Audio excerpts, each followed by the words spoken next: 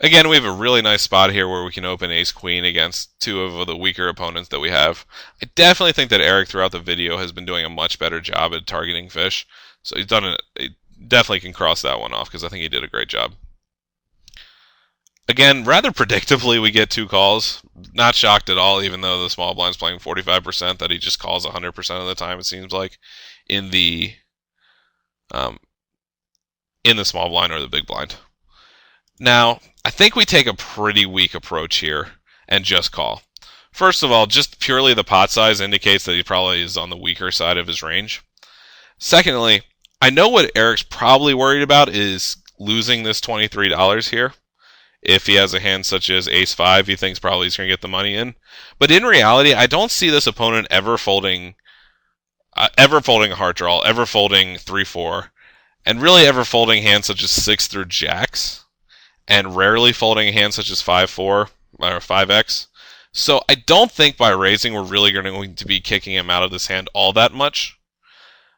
Obviously, if a reg was there in the same situation, you can make a very good argument for that we'd be kicking him out here by raising. But simply, I don't expect this guy to be all that cognizant of what's going on in the more specific dynamics that are going on.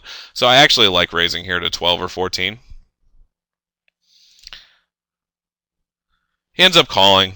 Not really terribly thrilled to see hearts on the turn, but I don't think it scares us too much with his bet size. Again, he goes very small here, and we opt to pretty quickly call. Don't love this again for a couple of reasons. I think that his bet size, the player 2 to his left here, his bet size is just so transparent to me as having either a hand such as 3-4, 5x, or most likely a weak queen, which I think would be by far his most likely hand. The final thing is, if a heart hits, then we're going to get very little value. If a king or an ace hits, we're going to get very little value. And in fact, our hand looks a decent amount like a flush as well. So it's going to be, I think, very difficult to get a lot of value here on the river.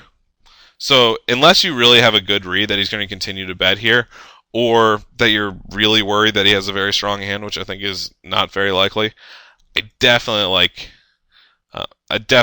finding a raise. More so on the flop, but I'd probably find a raise on the turn and realize I'm probably only going to be betting this one street, so make it worth it, so I'd make it something like 20. Instead, he tries to get his value on the river. Can't blame him all that much, although I think there are a number of cards that he loses value with, so that's the reason why I wouldn't bet there. And he rather quickly folds here. Don't really think that he folded a queen, but at the same time, we don't know what could have happened if he raised the flop, or even the turn.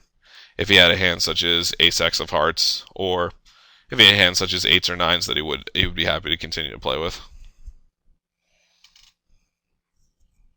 At the same time, if instead of the guy being a 39-17 that donked into us three ways, if a guy was a regular that's a 2 big blind winner, or you think is a decent winner in the games, I definitely think that just calling there is a far better play. Of course, unless you have just an amazing read that he's a very aggressive player that's going to play a lot of draws that way, again, then I'd be raising the flop. That's where taking a lot of notes and being very familiar with the opponents is really going to pay off for you in the end.